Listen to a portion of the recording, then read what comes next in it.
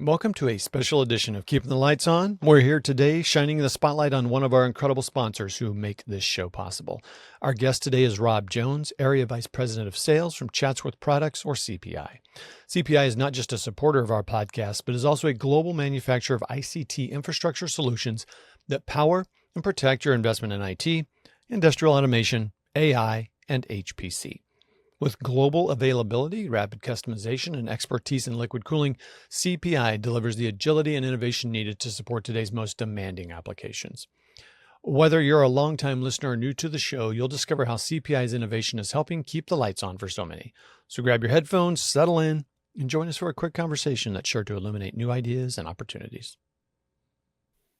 Hey, Robb, on our episodes, I like to discuss the meals that bring us together, and we'll ask a guest for a favorite restaurant in their hometown. However, this is a special short edition, so I want to ask, what is your favorite afternoon or late night snack? Snack or meal, any time of day. That's an easy one for me, Todd. It's going to be street tacos. I have an unlimited taco capacity. I can eat as many tacos as you put in front of me.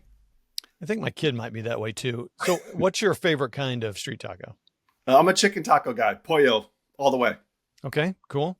So while we're enjoying our chicken street tacos, let me ask, what's driving the need for more advanced cooling in today's data centers? Yeah, what we often hear as an answer to this question is the right one, so I'm just going to repeat it. It's the convergence of AI and HPC, but it's really about how it's being accelerated by next generation high-powered super chips, GPUs. If we think back just a few years, processors drew about 150 to 400 watts per socket, and that was easy for air cooling to handle. But in 2023, with NVIDIA's Hopper, the H100, that was released at 700 watts per GPU, and you have 8 of those per server, plus the CPUs. Today, we're seeing 1400 watt GPUs deployed, with 1800 watts coming right away, and 2800 watts right on the horizon.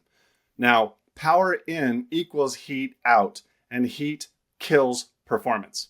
If you can't remove heat fast enough, the GPU throttles down or shuts down, and that's unacceptable. And unfortunately, air cooling is no longer practical around that 700 to 1000 watt level. That's why liquid cooling isn't optional anymore. It's essential for accelerated computing. Okay, so I'm aware that CPI has cabinet integrated cooling solutions. Mhm. How do they stand out from other approaches on the market? Yeah, so at that 2800 watt level that I just mentioned, and perhaps even sooner, single phase and immersion cooling will likely struggle. That'll have more to do with heat flux than TDP, thermal design power, but that's a conversation for another day. Our solution, CPI solution, in partnership with ZutaCore, it uses two-phase pool boiling, it's direct to chip, and it's a closed loop system with a dielectric fluid. So it's safe for IT and it's deployable anywhere. Now that delivers 10 times the cooling capacity of single phase liquid cooling. It responds dynamically to the GPU load, and it integrates into existing racks if they're wide enough and deep enough. And that's an important note. Space planning is critical. We can help with that as well, so you don't have to re-engineer your data center as you evolve. But the bottom line here is, this is the only system at this level of performance that's truly integrated and ready for generations of GPUs to come. So what kind of organizations are adopting CPI's cabinets today? Yeah, the early ones are, the early adopters are the obvious ones. Hyperscalers, AI factories, but also university research and engineering departments, medical technology, finance, is pretty much anyone chasing performance or speed to market.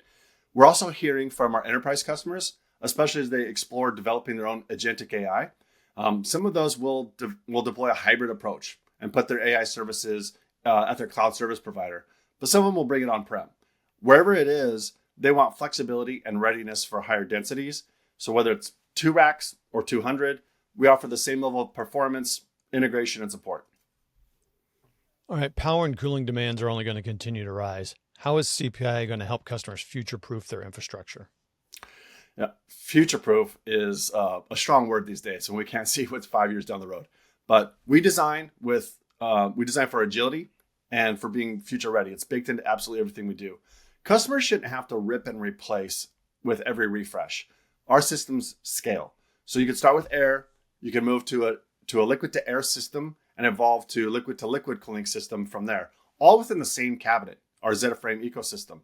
And if deployed with our 55 kilowatt PDUs, a couple of those will provide significant room for growth for most customers out there. All right. Well, thank you again to Robb Jones, Area Vice President of Sales, for taking a few minutes with us to share what's going on at CPI. Todd, it's been my pleasure. Thank you for having me. And thank you to Chatsworth Products, CPI, for sponsoring the show. Click on the links in the show notes to learn more about how CPI can support your data center cooling needs.